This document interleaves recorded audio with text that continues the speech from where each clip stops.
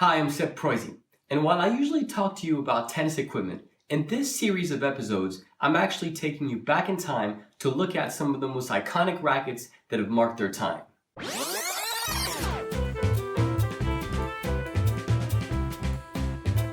Today, we're looking at the Wilson T2000.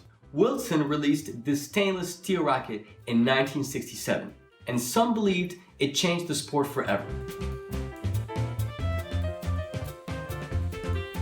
With a head size of 67 square inch or 432 square centimeters, weighing in at 385 grams strung with a balance of 34 centimeters and a string pattern of 18 by 18, tennis was starting to move away from wooden rackets. In reality though, this tubular steel racket was actually designed in 1953 by French tennis player René Lacoste. You know, that French guy born in 1904 who won 7 Grand Slams in the 1920s and who co-founded that little French brand called Lacoste? That guy.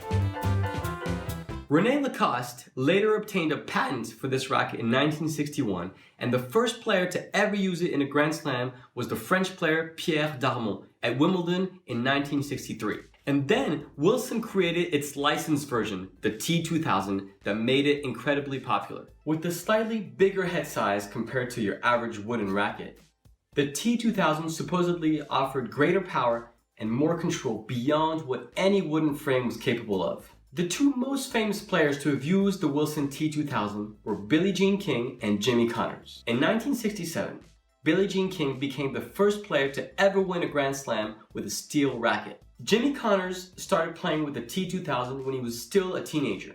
He then went on to win his first Grand Slam at 21 in Australia in 1974, and then 2 more that same year at Wimbledon and the US Open, finishing the year at the #1 spot. And overall, Connors won 8 Grand Slam titles, all with his Wilson T2000.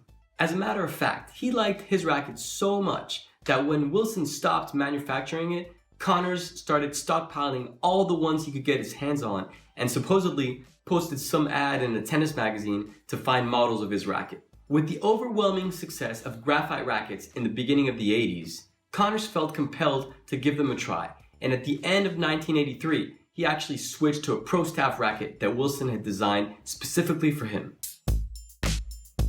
He played with it all of 1984, but in 1985, he went back to his beloved T2000. This serves as evidence of just how superstitious some players can be with their equipment. Connors finally said goodbye to his steel racket for good in 1987. Remember that Connors still holds the record for most tournaments won with 109 titles, beating a certain Roger Federer who has so far won only 103.